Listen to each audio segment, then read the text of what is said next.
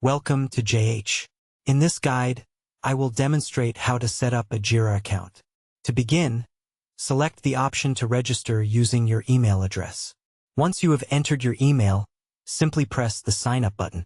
This action will open the registration page where you can proceed with your Atlassian account by clicking Continue. Next, input your password.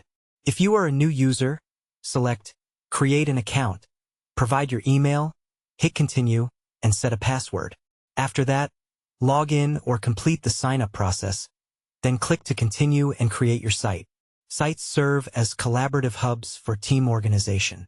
Choose your specific work category and indicate that your team will use Jira to manage tasks before hitting Continue.